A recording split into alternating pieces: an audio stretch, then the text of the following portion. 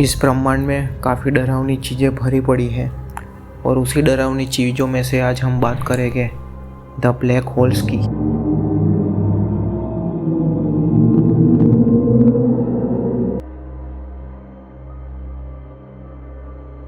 क्या है ये ब्लैक होल?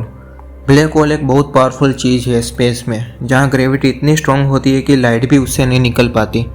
ये बेसिकली एक मैसिव स्टार के मरने के बाद बनता है, जब वो अपने आप को कंप्रेस कर लेता है एक छोटे से पॉइंट में। तो आइए दोस्तों, शुरू से हम जानने की कोशिश करते हैं इस ब्लैक होल के बारे में। तो कहानी की शुरुआत होती है आज से करीब 240 साल पहले, यानी 1783 में, आइंस्टाइन के पैदा होने से भी पहले। जॉन मिचेल, जिसे the father of dark stars भी कहते हैं, ये कोई प्रोफेशनल एस्ट्रोनॉमर नहीं है, बल्कि इंग्लैंड के एक छोटे से गांव थॉर्नहिल में एक पादरी थे। इन्होंने एक बहुत सिंपल सा सवाल सोचा, अगर एक स्टार इतना भारी हो कि उसकी ग्रेविटी लाइट को भी पकड़ ले तो क्या होगा।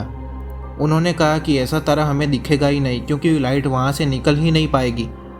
तो उन्होंने ऐसे तारे का नाम डार्क स्टार रखा। तो सोचिए, बिना टेलीस्कोप के सिर्फ मैथ से ही उन्होंने ब्लैक होल सोच लिया था। अब हम आते हैं 1915 में। तब अल्बर्ट आइंस्टाइन ने ग्रेविटी की नई थियरी दी थी, लेकिन उनके कॉम्प्लेक्स मैथ्स को सॉल्व करने वाला कोई और था। यह है कार्ल श्वार्ज़शील्ड। यह जर्मनी के रहने वाले एक फिजिसिस्ट है। हैरानी की बात यह है कि इन्होंने ब्लैक होल का परफेक्ट मैथ अपने घर में बैठकर नहीं, बल्कि वर्ल्ड वॉर 1 के बॉर्डर पर जंग के मैदान में ट्रेंचिस यानी खाई में सॉल्व किया था। गोलीबारी के बीच इन्होंने कैलकुलेट किया कि अगर किसी चीज़ को एक छोटे से पॉइंट में दबा दिया जाए तो वो ब्लैक होल बन जाएगा। उस पॉइंट को आज हम श्वार्ज़शील्ड रेडियस कहते हैं। दुख की बात यह थी कि इस डिस्कवरी के कुछ महीनों बाद उनकी मौत हो गई, पर उनका मैथ आज भी जिंदा है। थियरी तो बन गई, लेकिन ब्लैक होल होने का सबूत कहाँ था? सालों तक साइंटिस्ट को लगा ये बस एक फैंटेसी है। फिर आया साल 1971। साइंटिस्ट ने आसमान में एक जगह देखी जहाँ से बहुत ज़्यादा एक्सरेस आ रही थी। वहाँ कुछ दिख तो नहीं रहा था, लेकिन उसके बगल में एक बड़ा ब्लू स्टार, जो किसी इनविजिबल चीज़ यानी एक ब्लैक होल है, जो उस ब्लू स्टार की गैस को खा रहा है।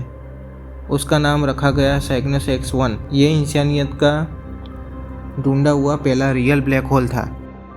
हमने ब्लैक होल सुन लिया, मैथ भी समझ लिया, पर फोटो लेने में हमें 2019 तक का वेट करना पड़ा।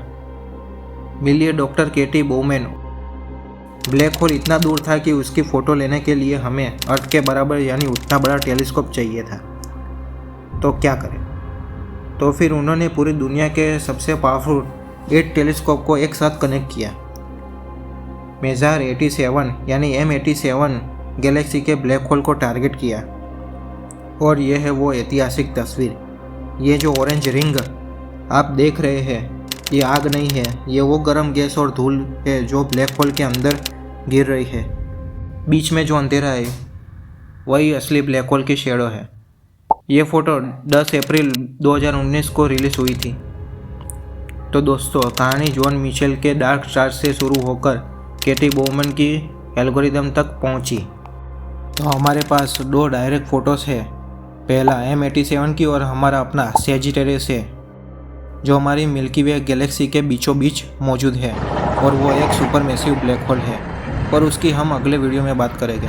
तो आज की डेट में 50 से ज़्यादा कंफर्मेड ब्लैक होल्स है। और लीगो, जो कि एक वेव ऑब्जर्वेटरी है, उन्होंने ग्रेविटेशनल वेव के जरिए 300 से भी अधिक टकराव सुने हैं। तो दोस्तों, साइंस की यही खूबसूरती है, जो आज सिर्फ आइडिया लगाता है, कल वो हकीकत बन जाता है। अगर आपको ये जानकारी पसंद आई तो वीडियो को लाइक करें, शेयर करें एंड चैनल को सब्सक्राइब करें। तो मिलते हैं इसके अगले पार्ट में। Thanks for watching guys.